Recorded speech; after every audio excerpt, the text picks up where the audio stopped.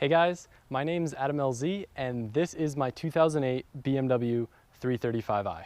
To most of you guys, this may just look like another car, but believe it or not, this piece of machinery has actually changed my life. I stand before you now at the age of 20 with the largest BMX YouTube channel and questionably the largest clothing company in BMX. And neither of those would be possible without this car. Now, before I tell you anything about my 335i, I kind of have to tell you guys the story behind it. It's a long one, but I think it has the potential to inspire a lot of you guys. So just bear with me as I take you guys a few years back to high school. Let's go for a ride.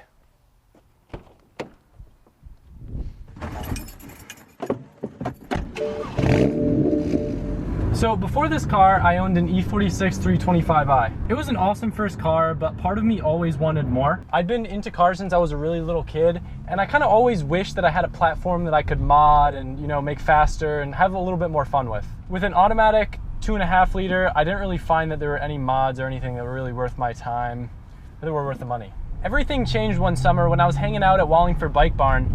I'm outside riding my bike, and then this black spaceship pulls up with like red interior. It sounds like nothing I've ever heard before, and I was just in love. With the cocoa. At the time, I really didn't know much about BMWs, so I talked to the owner a little bit. His name was Justin, and I learned a lot about his car, including the fact that it was a 335i. Now, before that day, I had really never heard of the 335 before, other than maybe seeing it. I just figured it was a 3.5 liter, but when I found out that it was a 3 liter twin turboed inline six, in a beautiful, luxurious car, I was like sold. That was like the car of my dreams. So actually, prior to that, I had my sights set on an E46 M3, but the 335 was newer, it had more gadgets, it was faster, it had better gas mileage, and it had turbos. As every young kid is at some point, I was in love with the idea of having turbos on a car so I could, hear them spool. And it's also cool having a turboed car because it's a really good platform if you're gonna modify it, because it's a lot easier to get more power out of a turbo car versus an NA.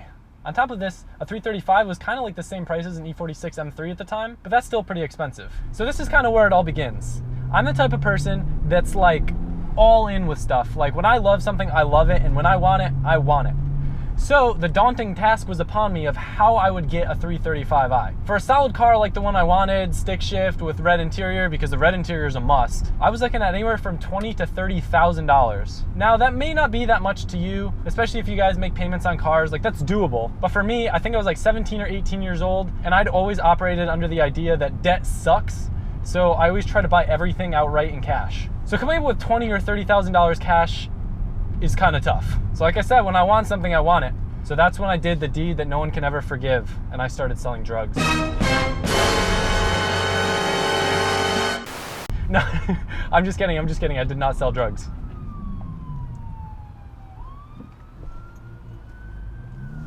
I'm 100% kidding. I did not start selling drugs. I promise I've never, ever sold drugs, and I don't ever plan on it. All kidding aside though, I wasn't about to get a job to make the money. I'm the type of person that just hates working for people, and on top of that, I'd seen 9-to-5s ruin a lot of my friends' lives and kind of make them fall out of BMX. Gotta have a little pull in there for you guys. I know this is probably boring. But yeah, I've seen 9-to-5 jobs ruin my friends' BMX lives over and over again. They get involved trying to pay off a car with a 9-to-5, and then they don't have time to ride anymore, which sucks, but that's what some people are about, but I wanted to stay with BMX. I was confident. I didn't know how I was gonna get the money or what I was gonna do, but I went around to my friends and my family and was like, see this car? This is the car that I'm gonna buy. I am going to get a 335i. I do not know how, but it's going to happen. Some people smiled and nodded, but most people just laughed at me and were like, haha, yeah, cool, yeah, right. And that kind of attitude is what pushed me to want the car and to actually strive towards it even more. The idea that people didn't really think that I could do it. A guy named Brian Hona saw potential in what I'd been doing in the time. I had a YouTube channel back then, and I had a pretty decent following. So he took it upon himself to try and help me figure out some way that I could get this car. I think it's just because he was sick of hearing me talk on and on and on about it, because I was obsessed, to say the least.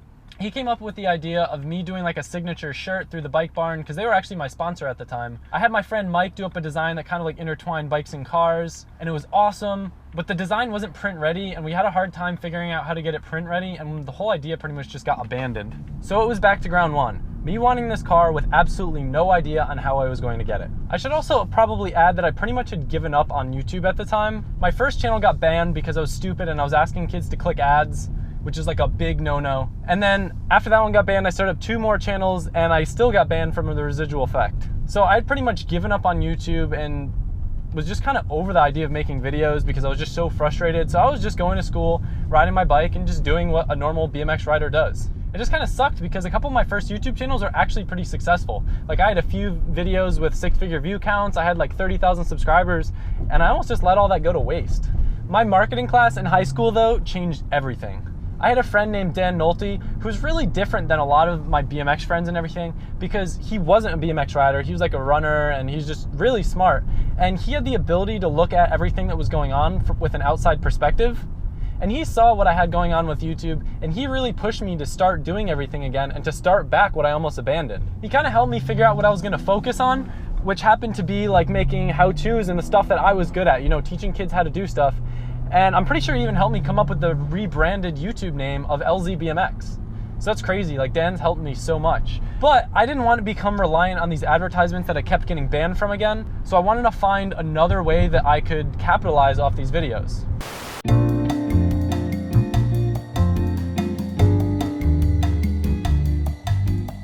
So I went back to the shirt idea, thinking that there would be some way that I could get the art workable to put on a t-shirt because it was a sick design that we had. I'm actually wearing it right now.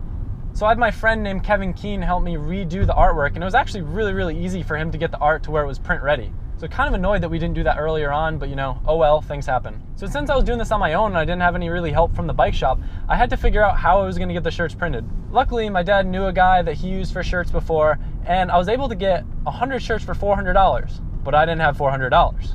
So I did some random yard work here and there, sold some video games that I never played, and sold some bike parts, and sure enough, I had $400 ready to make my first investment.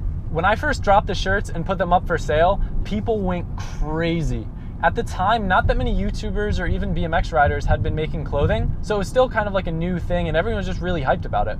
In just a few nights, I almost sold out entirely and turned that $400 into well over $1,000. For me, that was a lot of money at the time. The only thing that I really regret about it is that for that first batch of shirts, I did use a cheaper style shirt, like you know the ones that you would get for free at like a school rally or something, like the cheap Gildan ones. So I'm still to this day thinking that I lost a couple potential customers when I sold those crappy shirts, because right away, right after those sold out, I went ahead and replaced them with way nicer shirts, like you know, like super nice, soft quality. Because I realized, actually through a lot of my classes, that you can't value people as like a one-time customer. You have to value them as a lifetime value. So since I loved learning how to do stuff, I decided to learn how to use Photoshop and I started pumping out new designs left and right. Now since this video is supposed to be about my car, I don't want to tell you the entire history of my business, but I can tell you that it slowly and surely took over my life. Before I knew it, I was spending every hour, you know, driving out to pick up new shirts, packing orders all night, getting less sleep, but I can't explain how much I loved it, how much I learned, and just how awesome it was. I even started making shirts with this kid's face from my school on it and selling them in my high school halls. Like that's how serious I got. I probably should have gotten in trouble for that, but I never did. You know, it was really hard work, but I enjoyed every single second of it. I was doing my own thing, becoming financially independent, and I really was truly learning a lot. I even continued what I had going on into college. I'd go to school all day, do homework when I got back, ride at night, and then ship orders until like 2 a.m. in the morning. It was hard work and it took a lot of time, but I think by the end of the story, you'll see that it paid off. As the numbers in my bank account grew and grew and grew, I started becoming more and more obsessed with the 335i's because they suddenly became realistic for me to own one day. I'd spend every night online researching all the problems with them, what options I wanted, where to buy them, how much mileage, what year to buy, and all the nitty-gritty little details that you could possibly imagine. I even planned out like every single mod that I wanted to do after I got the car. I have a problem. But every single time I saw a 335i on the road, it was a reminder to me of why I was doing what I was doing and why I was working so hard. And it really just gave me the energy to push through when times got tough. Some of you might even remember in my Instagram bio quite a long time ago, I had keeping that hashtag 335 in sight. I never really told people what it was, and not that many people figured out what it was about because it was kind of random. But to me, that was just that little reminder that I needed to see every time I looked at my bio to keep me pushing through that beginning stage of owning my business. Because anyone will tell you the beginning stages of owning a business, when you're setting everything up and doing all your first orders and not knowing what you're doing at all, is the absolute hardest part ever. And that's what discourages a lot of people from doing their own thing. So to me, the 335 really kept me focused and kept my head in the game. So only 1 year after printing my first batch of shirts, owning a 335i became financially realistic. I had actually worked so hard saving up for the car that when it came time to buy one, I started looking for cheaper alternatives, and I was looking at like E46 M3s again because they got cheaper, Mark IV R32s, just because I'd worked so hard for that money, and I just thought it was totally stupid to spend every dime that I made on a car, which it is, but I did it anyway. Because none of those cars really got me going and really fit me as well in my own head as the 335 did. I spoke with my best friend Cody and my girlfriend Nicole, who had been hearing me talk about the 335 nonstop, and when I told them that I was thinking about getting a different car, they're like, no Adam, you've literally had your sights set on a 335 for so long that you just have to get one. If you don't get one, you're just selling yourself short. And ultimately they were probably right. If I wound up with something else, there would always be that part of me, it's like, man, you know, I set out with this goal in the beginning and I never even followed through with it. So my first year of college ended, I had enough money for a 335i, so it was time to start the hunt. I literally spent so long on every site, Craigslist, Auto Trader, forums, looking for a white, red 335i, sport package, nav, stick shift. Well, I guess I didn't even really care that much about nav. I just wanted to be white and red that was stick shift, and it is so hard to find one with low mileage that I spent so long and just got frustrated, and I ended up flying home because I had already sold my other car and I had no way to get around. So I flew home to Connecticut and started to look up there. So I was running out of time because once I flew up there, I got the idea that, hey, it would be really cool if I could get one in time for when Nicole flew up so I could surprise her at the airport. So I had like a 2-week deadline. I found one online that seemed like it was somewhat decent. It was like an 8-hour drive to New Jersey. The car was white, sport package, 63,000 miles, 2008, navigation, coral red interior. The car was really, it was almost perfect. The guy was asking a little too much for it, but I was running out of time, so drove out there with Jimmy, wrote the guy a check for $25,000. Probably the craziest feeling ever. Like, seeing that much money on a check was probably the most absurd thing to me because I think I was still like, it was like 18 or 19 at the time. So for me, that was a lot of money, especially to hand over for a car. But driving that car home from New Jersey was one of the best feelings ever. It kind of sucked though because I put a plate on for my old car, which is like super heavily illegal. So Jimmy was like trailing me really close on the way home so no cops could scan it. And I couldn't really open it up or accelerate that much because I didn't want to get in trouble. The only real things that I didn't like with the car were that they had a flat black painted spoiler, flat black painted lip, and flat black painted rims, which, ooh, she nice, that I just absolutely hated. They looked terrible. But I didn't care. I knew that was easy enough to swap out. I planned on getting new wheels anyway, so I just bit the bullet. When I showed up to the airport and Nicole saw the 335, I swear she was more happy than I was. It was the coolest feeling ever. I got it on video. I'm gonna show you guys the clip right now because it's like one of the coolest moments I think ever for me. I don't know, there's a 335. What? Oh my, you what? How? You lied to me.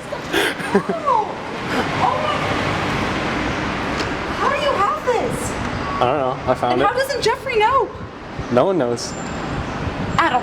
It's secret. No, seriously, tell me. I'm being serious with you. What the heck, man? It's even red. Oh my gosh. Those wheels are pretty big. Dang. Adam, oh my god. You said we were going to be in the prelude with the truck. I mean, I can take this back. No, shut up. Holy crap. Do you like it? Yes! Is it actually yours or are you like renting it like? It's mine. For how long? Forever. How long have you had it? A week. How do you keep seeing? It is the hardest secret I've ever kept. A lot of people thought that she was just like into it because it was an expensive car or anything, because I never really like explained the whole backstory and how obsessed I was with these cars. All in all, I can't express how great of a feeling it was being able to buy the car of my dreams at 19, knowing that I earned the money completely on my own. It was like the most rewarding thing ever. I used to get a lot of crap with my old car because I didn't pay for it myself. And you know, I even got crap with this car, like, what, did mommy and daddy buy it for you? But deep down inside, I know how hard I worked for this car, and that's a level of pride that no one can take away from me. So the story doesn't end there. I've obviously done quite a lot with this car since I got it, but I think I'm gonna save that for another video. Even though I just talked a lot about money and my own materialistic desires, keep in mind that is not the point of this video. I'm not trying to teach you guys how to make money, and I'm not trying to tell you that the only reason I've ever done anything was just for this car. This video was about goals. That is the reason why this car changed my life. Not because I became some better person with this car or met lots of women because of it. This car was just a tangible goal for myself that I could work towards, and it helped keep me focused. Without having goals, it's kind of easy to get lazy. One quote that I really like is that it's not about what you achieve through your goals, it's about who you become through achieving your goals. I can't express how much I personally learned through starting a business and how much it's changed my life for the better. After I got the car, I kind of started losing steam with YouTube because, you know, I got my goal and I was kind of done. But then I realized I'd created something much bigger than just getting this car. I'd made all these videos and impacted so many kids' lives. I was getting messages left and right about kids saying that like our videos were the reason why they started BMX, and even our videos helping some people through tough times. I get a crazy amount of satisfaction out of making like how-tos and helping kids. And even though it wasn't my initial intention when I started my YouTube back up, it just made me so happy that it kind of changed my whole focus on what I was doing. Rather than focusing on my own financial goals, I started figuring out ways that I can make videos that our viewers really enjoyed. Because now that I'm happy and I'm living the life that I want to live, there's not much more that I can do to make myself happy other than making other people happy. Once you get to a certain point financially, making more money just doesn't really bring you any additional happiness. And I slowly started to realize this, and that's when I just shift the focus on the viewers, because ultimately, like, that's how I started, and that's what got me success, and that's what gives me the most satisfaction out of making these videos and doing cool things. So with the clothing company up and running and selling a decent amount of merchandise, I couldn't just abandon it. Even though I'm happy just making videos, I had something really cool going, and I had to come up with a new goal fast, or the brand could crash before I know it. Right now, my sights are set on getting my own house. Maybe sometime in 2016. It's a stretch, but I feel like it's one of those things where if I really work hard towards it and I apply myself, I do think it's possible. That's one of the coolest things about looking out my window and seeing this car. It's a reminder to me every single day that if I really, really want something and I really work towards it, almost anything's possible. Because I can tell you 2 years ago, I did not picture myself actually standing in front of the car of my dreams, talking to 400,000 people on YouTube. It's an absolutely amazing feeling, and I can only hope that each and every single one of you feels this way at some point in your life. Anyway guys, let me sum this up. I'm 20 years old, my YouTube channel has grown exponentially, and I have a clothing brand with its own warehouse and 2 full-time employees. Between my few streams of income, I'm able to make enough to support myself, my future wife, and live comfortably while I'm doing it. And the best part about that is that I get to do what I love every single day. Yes, it still takes time, and yes, it's still hard work, but if you love your job, you'll technically never work a day in your life. I really don't like talking about money. In fact, I hate it with a passion, but I really want to inspire as many of you guys as possible. I know I've had my dreams shot down a million times, and I'm sure some of you guys have too. You know how many people told me there was no money in BMX? Don't fall into the trap of thinking there's only one way to do things. Do something different that you're passionate about. If you work hard, success will come. I promise you that. I see it over and over and over again. Some of the most successful people do what they love regardless of if there's any prospective future in the industry or whatever it is. You've probably heard this from your teachers, you've probably heard this from your parents, but take my word for it. I'm not getting anything out of making this video, other than getting the satisfaction that if I help one person achieve their dreams, then it's so worth it. Set goals, work towards them, and don't be discouraged if you fail. You're gonna learn more in the process than you can imagine, and then if you ever try again, you know exactly what not to do. In my business classes, they actually encourage us to try and fail at some point because you learn more from your failures than you do from your successes. Another cliche quote that you should probably remember is that it takes a lifetime to become an overnight success. I personally have been making YouTube videos for almost 7 years and I'm just now starting to see everything grow. I can't express enough how grateful I am for each and every one of you that has been with me through this journey and is here with me right now. It's absolutely mind-boggling to think about how much support I have from so many people, and I don't ever take that for granted. I'm doing this for you guys. That's why I say if there's ever any type of video you want me to make or anything you want to see, anything you want me to talk about, tell me. I've gotten this far by listening to your suggestions and taking your advice, so I do not want to ever lose focus of the most important people of all, and that's you guys. Right after you finish watching this video, I want you to find a piece of paper, find a marker or something, and write down one goal that you want to work towards. If you stay focused and give it everything you got, I promise success will come. I'll be rooting for you guys. When you said